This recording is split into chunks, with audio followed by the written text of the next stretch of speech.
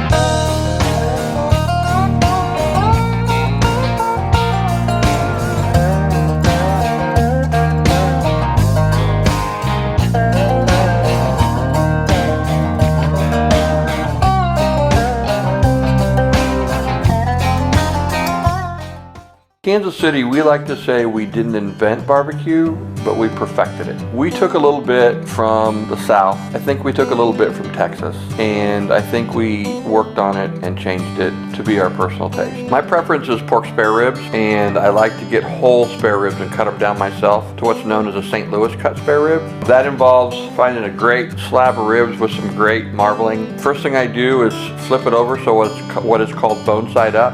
So I'll grab my Victorinox 10-inch Granton blade scimitar, insert that knife into that fourth bone, which is usually about the longest bone in the slab, and cut the next three bones toward the large end. And then once you've done that, it creates this line for you to follow to cut straight through that slab to create a very symmetrical, good looking slab of St. Louis cut spare ribs. Once they're trimmed, work your finger under the membrane, grab a paper towel to easily peel it loose, flip them over, and maybe trim a little bit of cover fat off of the top side with a 6-inch curved boning knife, and you've got a great looking slab of St. Louis cut spare ribs for home or for competition. In the beginning, what I loved about being a pit master was perfecting my craft, being the best at what I do. And there's some point when you realize how difficult that is to do in barbecue. And so now what I love about barbecue are the people. I love the energy and the folks that seek you out to have conversations with you and learn how they can cook better barbecue in the backyard based on your experience. And that's why I keep going. It's the people. I'm Rod Gray, barbecue pitmaster, and I choose Miller here for Kershaw Knives. I'm down here at Hawks Cay Resort. Went out and caught some nice amberjack today, about a 50-pounder. And we're going to take this one to the smoker. Got a fresh blade here, very sharp. And what we're going to do first is cut through the back here. Very sharp. The key is to keep your fish nice and cold, and this is cutting through it like butter. This fish is ice cold. Cut in behind the gill plate, score it there. And it's really important to have a sharp knife, and that's what you get when you get your Kershaw knives. It's important to have the proper tools to do what you need to do to be successful at it, and this is critical. This one's scalpel sharp.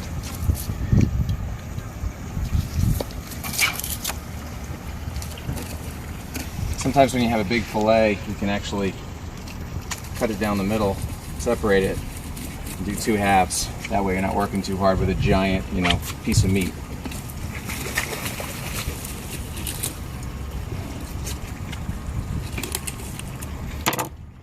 And there you have a very nice piece of meat.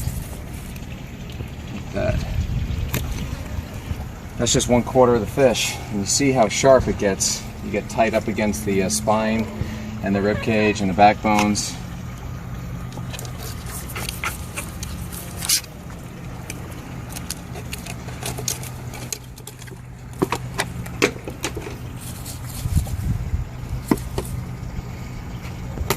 Cut that away, flip the thing over. Do the same thing, come in here against the back. Make sure you clear the scales off there. You can cut it here, right behind the gill plate. Take it down the middle, the center line.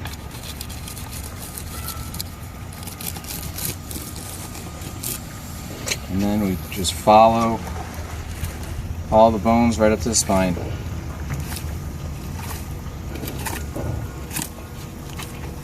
And again, it's critical to have a sharp knife. This is my brand new Kershaw. Absolutely love it.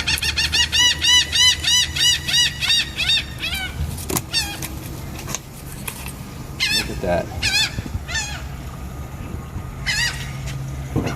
There you have it, guys. That's 3/4 of an amberjack.